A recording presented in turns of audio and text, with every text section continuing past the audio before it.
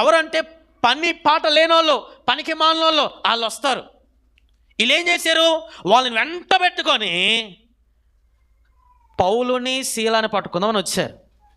దైవజనంగమా 3 వారాల వాక్యం చెప్తే ఆ 3 వారాలలో దేవుని వాక్యం తెలుసుకొని, అయ్యో మా పాస్టర్ గారిని వాళ్ళు చంపుతారని చెప్పి వీరు ఏం చేశారో తెలుసా, పాస్టర్ని దాచిపెట్టేశారు. ఆమెను చెప్పండి, ఆమెను చెప్పండి. వీళ్ళు దాచిపెట్టగానే అక్కడ ఒకడు దొరికాడు. ఎవడింట్లో జరుగుతుందో ప్రార్థన, వాడు యాసోను అతడి పేరు, గుర్తుపెట్టుకునేప్పుడు నేను చెప్తాను. యాసోను వాడిని పట్టుకొని జైల్లో వేశారు.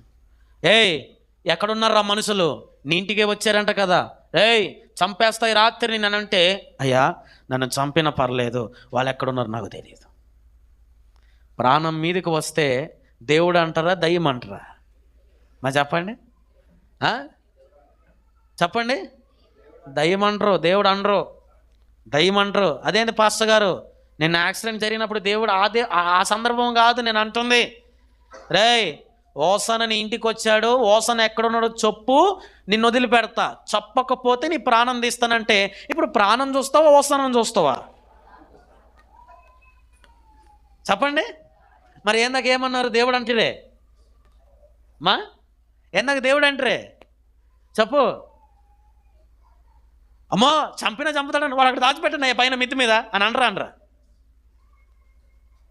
వీళ్ళు నిలబడి, వీళ్ళు కొట్టించుకొని, వీళ్ళు నానా దెబ్బలు తిని కేవలం 3 వారాల పరిచర్య, 3 వారాల వాక్యాన్ని విని దేవుని తెలుసుకొని సత్యాన్ని అంగీకరించి పౌలుని శీలను దాపెట్టేసి ఆ రాత్రి అయిపోగానే వీళ్ళిద్దరిని ఏం చేశారు తెలుసా, అయ్యా ఈ ప్రాంతం ఇప్పుడు వద్దు, మేము కొంతమంది మార్చబడ్డాం, మేము ఇక్కడ పరిచర్య చేస్తాం, దయచేసి ఇక్కడ నీకు మంచిది కాదని చెప్పి ఆ రాత్రికి రాత్రే పౌలుని శీలాని తెసలోనిక నుంచి బెరాయ పట్టణానికి పంపించారు. ఏ పట్టణం అది?